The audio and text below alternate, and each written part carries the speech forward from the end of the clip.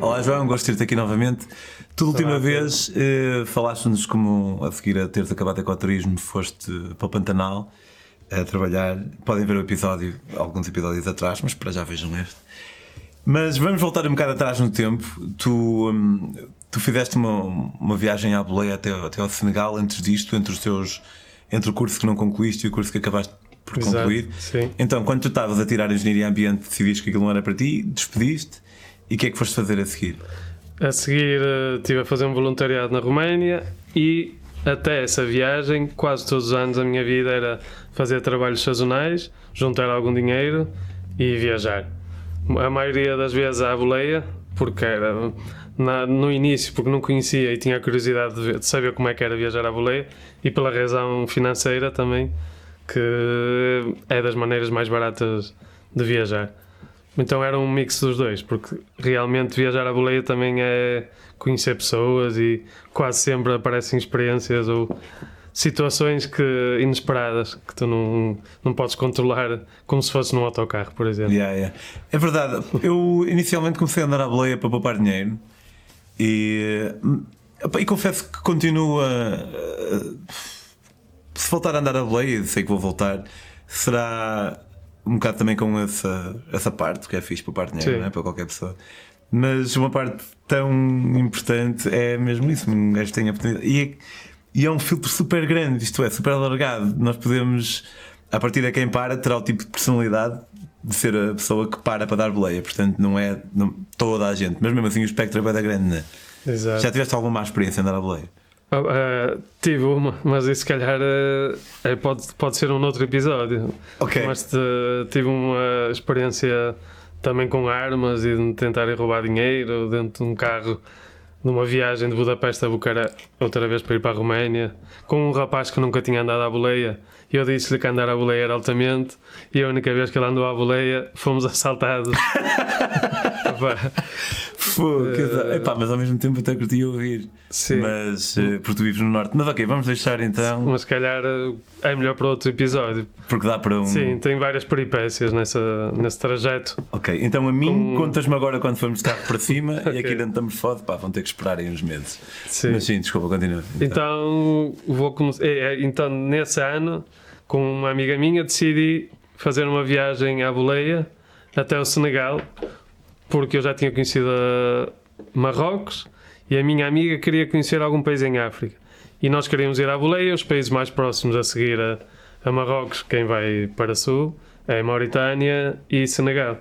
A minha amiga disse que tinha muita curiosidade de conhecer o Senegal, então partimos à boleia desde a minha cidade, Guimarães, até ao sul de Espanha. No sul de Espanha, aí fizemos uma parte do trajeto que até foi de avião, para atravessar para Rabat, e depois continuamos outra vez sempre à boleia. Era fácil andar à boleia em Marrocos? Pronto, foi super fácil para os dois, sempre super rápido que apanhámos boleias, até chegarmos a Dakhla, que se eu não tenho erro também tiveste, naquele lugar onde tem muito vento. Um cabo, não é? Sim, uma espécie. E aí tivemos um monte de tempo à espera, e aquilo não foi mesmo na cidade, não é? Tu tens a cidade, depois tens que atravessar não sei quantos, 20 km, quase até a estrada principal, que depois continua a descer. Olha, na minha viagem de bicicleta da África, tive muita sorte com o vento, mas aí, para voltar, para subir esse cabo... Eu não sei quantos quilómetros são, mas tenho ideia, 20 ou 30? Não, foi para um 40. Ou 40. Pai 10 à hora, porque vento incrível. É por isso que é um grande spot. Esses lugares, eu acho que nunca estive num lugar com tanto vento como ali. Realmente é incrível para fazer kitesurf e windsurf. E arranjámos uma boleia até esse tal cruzamento da estrada para o sul, só que depois não passavam muitos carros e tivemos montes de horas à espera de uma boleia, até que finalmente encontramos um rapaz que ia para Dakar, daí até Dakar, ou seja, são 1500 km, acho eu. É atravessar o resto de Marrocos, atravessar a Mauritânia inteira até Dakar. Nunca tinha apanhado uma boleia tão longa só de uma vez. Pronto, então a viagem para lá correu super bem. Esse rapaz é meu amigo ainda hoje. E ele era de onde, desculpa? É do Senegal, mas mora em França. E todos os meses, ou de 2 em 2 meses, ele leva carros desde Paris até Dakar para depois serem vendidos lá. Eu já pensei em fazer isso. Pronto, esse rapaz faz isso e é sempre carros de luxo. Então nós fomos num, não me recordo, mas um carro todo luxuoso no meio do deserto com ar-condicionado, depois de termos estado à espera não sei quantas horas ao sol e ao calor, e de repente ele mete um CD e começa a dar fado. Ok. E nós ficámos assim surpresos porque é que este rapaz de Senegal que mora em França está a ouvir fado com um CD, nem era rádio nem nada. E depois ele lá explicou que é casado com uma rapariga portuguesa, então demos super bem, ele já veio a Portugal e tudo. E agora, sempre que algum amigo meu quer ir ao Senegal, eu falo sempre com esse meu amigo e ele às vezes arranja boleias ao pessoal para fazer o mesmo trajeto que eu fiz, sem pagar, vai com ele, como ele faz. Olha, altamente. Sim. Saber. E ele é super mente aberta e está sempre disposto a levar alguém porque ele vai sempre sozinho. Pois? Sim. E entretanto levou-nos até, correu super bem, parámos na Mauritânia num hotel porque a viagem é longa e dormimos no mesmo hotel do que ele. Aonde? Em Nouakchott, na capital, mas nem conhecemos porque foi só mesmo para dormir, e no dia seguinte continua a viagem. Seguimos até à fronteira da Mauritânia com o Senegal e quando chegámos lá tivemos um problema que foi que disseram que precisávamos de visto e que o visto, no Senegal. sim, que não era feito na fronteira, que tinha que ser feito na embaixada ou consulado mais próximo, que acho que era em Rabat, em Marrocos. Isso foi quando? Foi em 2012, talvez. Ok, porque eu estive lá em 2014 e dava para fazer na Mauritânia. Se calhar foi por uma questão de estagiário, foi uma questão de... Eu sei que quando nós saímos de Portugal aquilo trocou, porque quando nós vimos dizia que dava e toda a gente tinha dito que dava, só que depois chegámos lá e eles não nos queriam deixar passar. Pois. Depois tivemos que pagar a um rapaz. E o francês também não tinha? O francês, ele é senegalês também, claro. então não precisava. Mas ele andou lá a tentar arranjar-nos e conseguimos atravessar numa canoa, que aquilo tem um rio, não é? Para atravessar. Sim, sim. E nós atravessamos numa canoazinha pequenita e fomos fazer o visto para o Senegal no Senegal. What? Pagámos, já não recordo quanto. Fizemos o visto. Uma canoa à volta da fronteira. Sim, voltámos de canoa para a Mauritânia. Para depois tirou uma fotografia, nós ainda com a mochila às costas, para fazer o visto. Ele, pronto, já está bom. Queria 20 ali a negociar, como sempre. E voltámos para trás e conseguimos, depois de atravessar legalmente a fronteira, já com o visto feito há 2 minutos atrás. Mas como é que encontra isso? O senegalês andou lá a perguntar? Ele faz aquilo todos os meses, então ele desenrasca super bem e andou a perguntar a toda a gente. E ele, como nos demos bem, não nos queria deixar ali desamparados. E lá falou com alguém que disse: eu consigo-te, vens comigo nesta canoa e eu levo-te lá. E foi assim. Nós não fizemos nada. Na altura o meu francês não era pior do que agora. Ali a única língua que eu poderia comunicar seria o francês. Então estávamos mesmo dependentes do nosso chofer, quase. E correu bem. Pronto, e depois seguimos viagem até Dakar. Depois nessa viagem tivemos, se calhar, 1 mês no Senegal, a conhecer ali o norte. Tivemos em São Luís, em Dakar e em Casamance. Casamance, como é que andavam? No boleia também?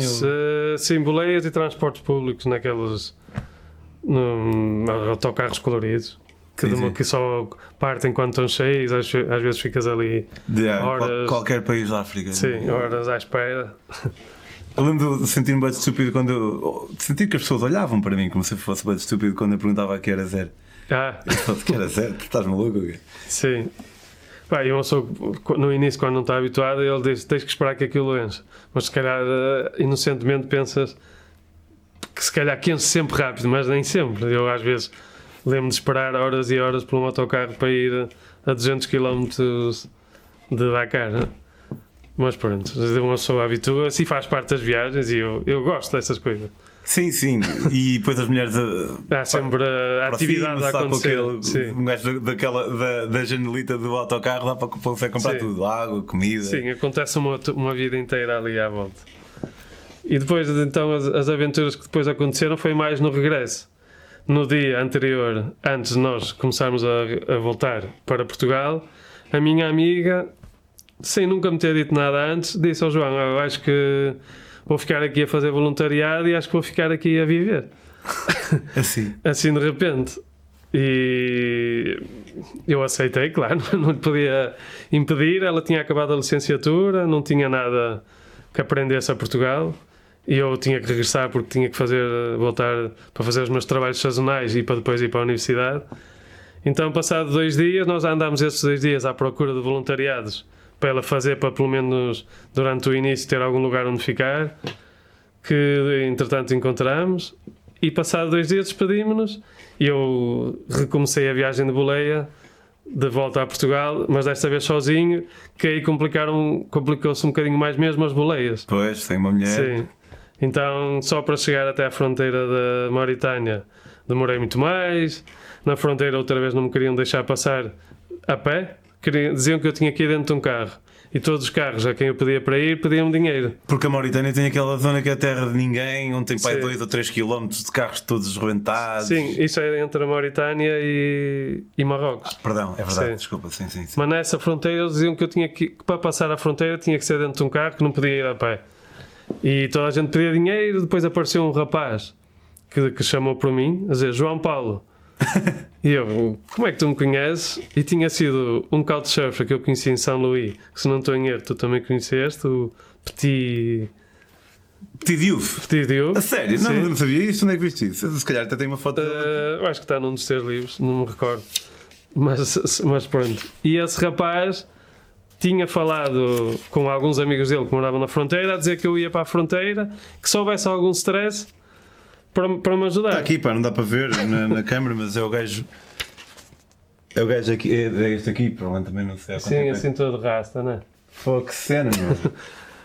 Conhecemos a mesma pessoa. Pá, pronto, na cena das viagens, este tipo de coincidências acontece mais vezes. Mas eu estou a saber isto agora, por acaso, não sabia. Engraçado. E era ele? E esse rapaz, o Petit Diouf, não é? Tinha falado com 2 amigos dele que moravam na fronteira, a dizer que um branco com cabelo comprido que ia estar na fronteira daqui a 2 dias, se tivesse algum stress, para ele intervir. E realmente, opa, eu não sei se estava cansado, não estava com paciência. Sabes quando estás naquelas fronteiras e tudo em cima de ti, tudo a pedir-te o passaporte. São as piores partes das fronteiras. Pois. E esse rapaz apareceu, eu já estava a duvidar dele também, porque como é que ele sabe o meu nome? Será que tinha visto roubado o passaporte e eu nem tinha visto?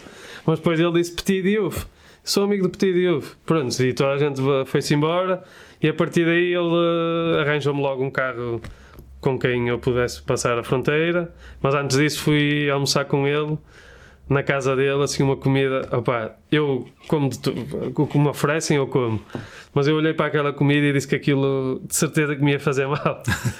E comi. E depois, passado 2 dias, que agora posso já passar para a fronteira seguinte, porque pronto, depois passei essa fronteira, almocei, passei a fronteira para a Mauritânia e logo a seguir arranjei uma boleia até no Nouakchott, dormi uma noite e o meu intuito era de seguir viagem logo de seguida. Fui de boleia até à fronteira da Mauritânia, onde tu agora dizes que tem No Man's Land, Mauritânia e Marrocos, e ali no meio tem esse pedaço, não sei quantos quilómetros, 2 ou 3 ou 5 quilómetros, que não pertencem a ninguém. E que tem tipo. É mesmo inóspito, tem um bocado a filme, tem aqueles carros virados, carros queimados. Dizem que não podes passar a pé, que é super perigoso. Eu passei bicicleta. Pronto. Mas também não havia grande hipótese. As alternativas. Não havia. O que havia, agora podia pagar, acho que era para 20 euros que eles pediam. Não, que feliz, vou bicicleta. E a fronteira, não sei se quando tu foste, mas fecha às 6 da tarde, 6 ou 7. Sei, já. E eu, como ia à boleia, cheguei lá às 5 da tarde. Só tinha 1 hora para arranjar uma boleia, pelo menos para atravessar até o outro lado. Pá, os minutos a passar, poucos carros, e de repente vem um carro da direção de Marrocos para a Mauritânia com um casal. O rapaz senegalês, a rapariga italiana. E eu vi que eles estavam ali em apuros, que havia alguma coisa que não se passava bem, ouvi-os a dizer que tinham que voltar para trás. Então perguntei: posso ir com vocês só para atravessar mesmo até à fronteira, depois eu arranjo outra boleia? E ele no início disse que não, depois chegou à minha beira e disse-me assim: olha, a minha namorada, a minha mulher, ela não tem o visto da Mauritânia, é por isso que não a deixam passar. E eu posso porque eu sou senegalês e não preciso do visto. Mas eu tenho que seguir viagem. E depois assim em 2 minutos disse: tenho que seguir viagem, tu ficas com a minha mulher eu dou-lhe $20, vocês pagam, ela paga o hotel, que tinha um hotel do lado de Marrocos, e ficas com ela até amanhã, e amanhã vem um táxi buscá-la e vai levá-la até o aeroporto mais próximo em Marrocos, para ela voar de Marrocos para o Senegal, para não precisar de fazer o visto. E eu na altura disse, ok, eu quero ir para Marrocos, eu vou com ela à vontade. E eu disse-lhe ok, ele meteu a rapariga fora do carro, normal, não puxou, disse pronto, vais com ele, deu-lhe acho que foi $20, foi pouco. Pegou no carro e foi-se embora, e deixou-a sem malas, sem telemóvel. Mas espera aí, eu estou um bocado confuso porque ela não tinha visto da Mauritânia. Sim. Mas tu estavas a ir da Mauritânia para Marrocos. Sim, e ela estava no No Man's Land. Estava na fronteira, ela tinha passado a fronteira de Marrocos. Tinha saído de Marrocos, mas não tinha entrado na Mauritânia. Sim, não tinha, ficou ali. Ok, desculpa, sim. E eu estava ali mesmo na fronteira e eles estavam mesmo ali Sim. no controle. É isso. E entretanto ele passou do No Man's Land para cá e eu fui com ela e com outro carro que ele estava de um amigo dele que nos levou e depois veio outra vez para o Senegal. E eu fiquei com a rapariga na parte de Marrocos às 7 da tarde, já não havia autocarros nem que se eu quisesse para seguir viagem até acho que a primeira cidade acho que é Dakhla. E então ficámos os dois no hotel com os $20 da rapariga e ela a chorar, começou a chorar. No momento que chegámos a Marrocos ela começa a chorar sem parar durante 10 minutos a dizer o que é que eu vou fazer, não te conheço, ela a olhar para mim. E eu não te preocupes, se ele disse que arranja um avião no aeroporto mais próximo, deve ter arranjado, ele é o teu marido, deves acreditar nele. Mas eu na minha cabeça achei um pouco estranho haver um voo de Dakhla, que aquilo é super pequenito, para Dakar. Lá tem um aeroporto, mas é mesmo... Nem me lembro se tem. Sim. Okay, tem. E pronto, nessa noite dormimos lá. Ela ainda pediu-me o telemóvel para ligar ao marido 5 ou 6 vezes e ele respondia sempre a dizer: amanhã vem aí um senhor de carro e vai-vos levar aos dois, porque eu, como estava a ajudá-lo, ele dava-me boleia também até Dakhla. E depois vens de avião para o Senegal. Mas no dia seguinte começámos a ligar outra vez ao marido. O marido nunca mais atendeu. Mas apareceu um carro a dizer que era amigo do marido dela e que nos ia levar. Ia levar lá ela. A mim disse que não me levava. Foda-se. E eu, a sério, estive aqui, teve que ver o senhor do hotel, dizer, realmente este rapaz ajudou-a, deixou-o levar e deixou-me ir, mas eu tive que pagar, quase como se fosse um autocarro. 10 euros ou 20, já não me recordo. Mas paguei para ir nesse carro com essa rapariga e no momento que ela entra no carro parece que me largou um bocado o laço que eu tive com ela e que ficou amigo desse rapaz e queria que ele levasse até o aeroporto. E eu também acho que já tinha feito a minha parte, fomos juntos até o aeroporto e não é que chegámos ao aeroporto, o rapaz deixa no aeroporto e vai-se embora, assim, não lhe diz nada, não lhe dá dinheiro, não dá nada. Ela vira-se outra vez para mim, como se eu fosse sempre a salvação. E ali agora, eu não sei, vamos ver se tem alguma reserva para ti, para o teu voo para Dakar. Perguntámos a toda a gente, tem aí, já não me recordo o nome dela, alguma reserva para esta senhora que o marido disse que ela tinha, mais ou menos? Aí 30. E tivemos lá para aí 3 horas a perguntar a toda a gente e ninguém sabia de nada. E eu dei-lhe algum dinheiro, que eu também tinha que seguir viagem, não podia ficar com ela para sempre. Dei-lhe algum dinheiro para ela ficar lá a dormir mais um dia ou dois, para ligar para os pais. Olha, liga para os teus pais a ver se te podem ajudar. E ela deu-me o contacto dela e eu depois segui viagem e nunca mais soube nada dela. Passado uma semana tentei ligar o telemóvel sempre desligado e até hoje não sei o que é que se passou. Ficou ali uma situação super estranha de marido que deixa a mulher e a mulher fica em Marrocos sozinha, sem solução de como regressar nem para a Itália, que era o país dela, ou para o Dakar, que era onde ela queria ir. Fónix, incrível. Olha, ainda temos algum tempo. Gostava que falasses só um bocadinho daqueles trabalhos sazonais. Como é que isso funciona? Tipo, já toda a gente ouviu falar de pessoal que vai apanhar fruta para não sei onde, mas o que é preciso para ir? Ou como é que é lá? Que tipo de trabalhos sazonais deste ano é que já fizeste? O que eu faço mais é trabalhos na área da agricultura. E eu no início, como toda a gente, perguntava a amigos como é que eu arranjo, procurar na internet E um dos primeiros que eu arranjei foi apanhar morangos numa ilha na Dinamarca. Que foi num site que eu vi que eles estavam à procura, enviei um e-mail e eles disseram que sim, podes vir, 2 meses, pagam um X, e foi assim que consegui, foi através da internet. Mas para mim realmente o mais fácil foi a partir desse primeiro trabalho, porque quando vais para um trabalho desses conheces outras pessoas, e eu desde aí quase todos os trabalhos que eu tive foi sempre de boca a boca. Foi alguém que me disse, olha, há trabalho aqui, há trabalho ali, ou repetir o mesmo lugar onde estive nos anos anteriores. Mas é uma questão que muita gente faz, e eu acho que devia abrir um centro de emprego. Não te acreditas a quantidade de mensagens que a partir de abril que eu recebo de pessoas a perguntar, mas olha... Se calhar agora vai receber mais algumas. Se calhar não ia ter falado nisso. Pessoal, só se tiverem mesmo a certeza que querem ir. Pois, e a metade deles diz que quer ir, mas depois ao final diz, afinal só tenho 10 euros, depois vou chegar lá, como é que eu vou viver? Sim, pronto. E a maioria deles é que eu faço em França e nos últimos... pronto.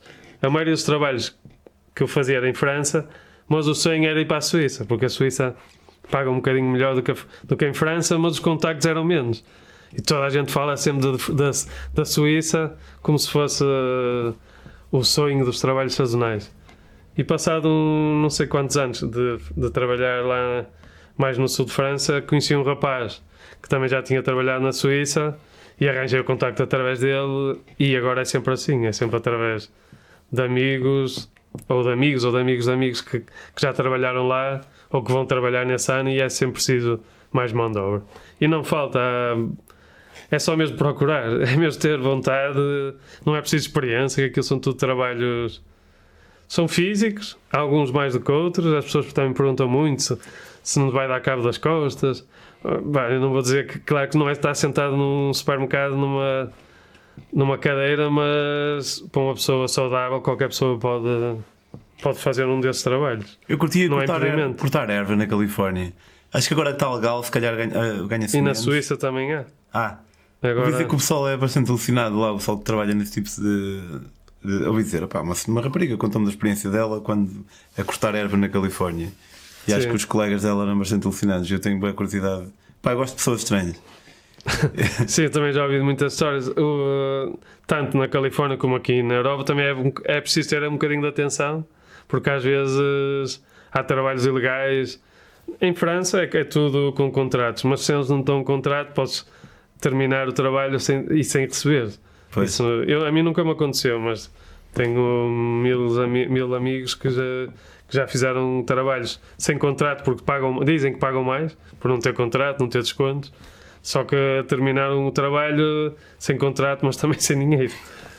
Por isso é preciso ter um bocadinho o olho. Normalmente dá para sei lá, eu tenho a cena do feeling e de acreditar nas pessoas, e quando não acredito nas boleias, eu a andar à boleia vou quase com toda a gente, mas houve uma ou duas vezes que eu tive uma das vezes foi a tal, que o meu primeiro feeling foi de não ir com esse senhor. Ele olhou para nós, eu olhei para ele e não sei porquê, disse, se calhar não devemos ir com ele. E o meu amigo disse a mesma coisa, mas eu, passado um segundo, disse, não, porquê? Não vou só pelo aspecto ou pelo olhar dele dizer que não vou com ele. E depois olha, disseste. Mas fica para a próxima. João, obrigado mais uma vez. Voltarás então para contar essa história e outra que te lemos. Se quiserem seguir estas e várias aventuras do João, não chateiem muito com perguntas sobre o trabalho sazonal, a menos que queiram mesmo ir, e acho que ele disponibiliza a sua ajuda. Podem segui-lo no Instagram em Johnny Anda às Voltas. Quanto a mim, se quiserem seguir as minhas próprias aventuras, podem fazê-lo em Pedro on the Road no Instagram. Podem adquirir estes fantásticos livros, que é uma maneira... Isto é um bocado quem eu sou e é muito a minha cena. Eu partilho aqui na Metamorfose, facilito a partilha das histórias dos outros, e aqui nestes livros é onde eu partilho as minhas. Esta viagem foi uma viagem de Portugal a Singapura por terra, fiz 20.000 km de boleia. Esta foi de Portugal à África Sul de bicicleta. E esta, apesar de ser a viagem menor, é o meu mais recente e melhor livro. Fiz 10.000 km de boleia em 9 países na América Central. Podem comprá-los em daquili.com, e isso é também uma maneira indireta de apoiarem a Metamorfose. uma maneira direta é fazê-lo com 2 euros por mês apenas. Ou mais, atenção. Mas com 2 euros por mês apenas podem apoiar a Metamorfose em patreon.com/metamorfoseambulante. E se não querem fazer nada disso, no mínimo, subscrevam o canal. João, obrigado. Até à próxima. Pedro. E quanto a nós, vemo-nos para a semana.